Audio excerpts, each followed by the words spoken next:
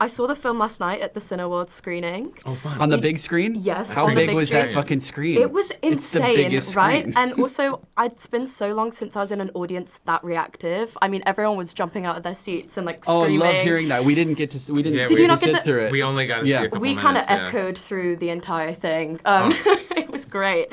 I loved the first film when it came out back in 2019, and I'm not a big horror fan, but it was like this really good balance of comedy horror where I could kind of laugh away all the nerves. And it was led by a really strong ensemble the first time round, and then again on the second time round, with Sarah Michelle Gellar and Sean Hattersley. So thank you for that. I, as a fan, feel very serviced. What for you guys constitutes like a killer ensemble? Do you kind of cast these people? Have you written these roles for them, or do they just kind of play off each other? What does that look like for you guys? Well, Catherine's role was written very specifically for her, but outside of that role, Guy and Ryan, we really take pains to make sure that as much as we can get, character-wise on the page, you want that because you want to attract people that really understand what the assignment is. Yeah. The hardest thing is like having somebody that doesn't get the tone or, Yeah. And so it's really making sure that that all of that stuff is very distilled and very present in the script. And then I think for us, it's about being willing to cast people who might challenge the notion of what we perceived that character to be, and really bring themselves and something very specific about themselves to it. Our goal, we say, is to get to the end of a movie, have it finished, and watch it, and not know what it would be without all of these specific people doing what they're doing so specifically. And look, it was the big challenge of this one. I think we had a lot of anxiety around capturing that lightning in a bottle again because we felt like we'd done it on the first movie. Absolutely.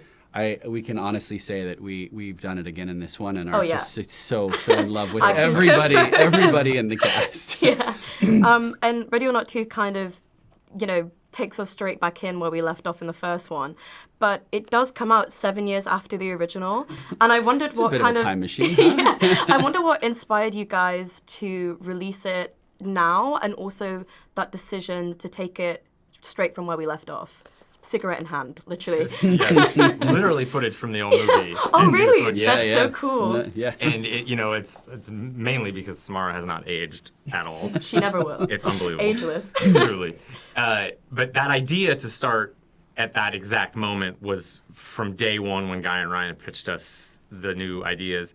That was like one of the big ones, and it never changed. We loved the idea of she doesn't get to go train with weapons and be all strong. It was, it's just the next day, and she's still funked up. She gets nothing. She gets nothing.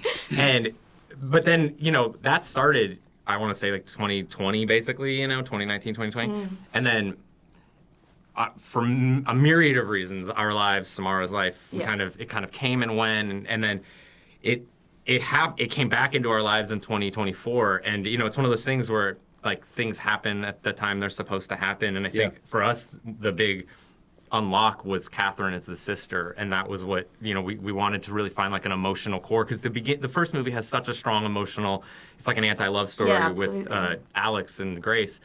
And so we kind of wanted to go into this going like, well, cool, what's the love story version of this, and how do we give Grace, put her at her lowest point? She starts the movie literally at such a low point, like arrested, and then give her like a love story. And so, it feels like if the movie if we had done it 3 years ago, it'd be a different movie. Yeah, so we're really grateful that it came around again when it did. And Catherine and Samara are really like the beating heart of this film. They play off each other so well. It's just such like a magnetic thing to watch on screen. And they are really forced, Faith and Grace, to survive together because they literally start off handcuffed to one another. And just as a fun one, what, like, if anyone, fictional or live, family or not, if you had to get through this game handcuffed to someone else, who would you pick? I mean, I feel like we've sort of done that with our careers. Yeah. Oh, wow. Which have also become our lives. The entire time. I mean, I do feel like, I feel like... Fictional? I'm sorry. I mean, it would be you, because I feel like every movie we make is such a gauntlet, Yes, we and could wear you were handcuffs half the just time. trying to Oh, yeah. survive every single one of them, and Yeah. we're still here. So we've done something right. Very, very true. And as well, it's hide and seek again, but the stakes are 10 times higher. And it's really impressive how Grace just consistently is able to get out of these like worst case scenarios over and over and over again. And it got me thinking, like, if I had to pull that card and I had to pick a game that I know I could win or I could survive, I was wondering for you guys, what card would you hope that you'd pull if you had to win? Oh boy. If you had to win. I mean, I wouldn't be picking Monopoly, No, because you just never finish. Well, Yeah, you'd exactly. win, but you never Endless. finish. Never finished. Everyone just And sort they're of all fall cheaters asleep. anyway. Oh man. I feel like if it was war, at least you have a 50% chance. Yeah. True. I was going to say Sleeping Lions. Sleeping Lions. Have you ever Sleeping played No, it? what's Sleeping It's literally a Lions? game where you play in school, and I think teachers did it to keep kids quiet, but you would lie on a mat and sleep. And it was whoever could be asleep for the longest. go to sleep. And I think Who can be quiet? Yeah, who Yeah, can like sit still the literally, longest? and Yeah. sitting still Lost no, but that job a lot sleeping, in I school. think I've got it down. Yeah, all right. That's a good one. And also, I just wanted to ask for your inspiration as well. This film, to an extent, feels quite real. It's got a lot of realism in it. These sorts of rich, like, asshole families exist. But the blowing up part is where we kind of get that surrealism. And I wondered, where did the inspiration for that come from? I mean, it was a joke. Yeah, it was like and a little bit necessity. Oh, It was, okay. Yeah, on the first movie, we didn't have a lot of time to shoot like a big, long, elaborate conclusion, and Yeah. and I think once we'd made the choice that we wanted Grace to survive, and then the choice that we wanted her to survive, and we wanted the curse to be real, there was a long conversation about The earlier drafts. it yeah, was. Yeah. about how that would resolve, what would happen Yeah. to the Ladomas family.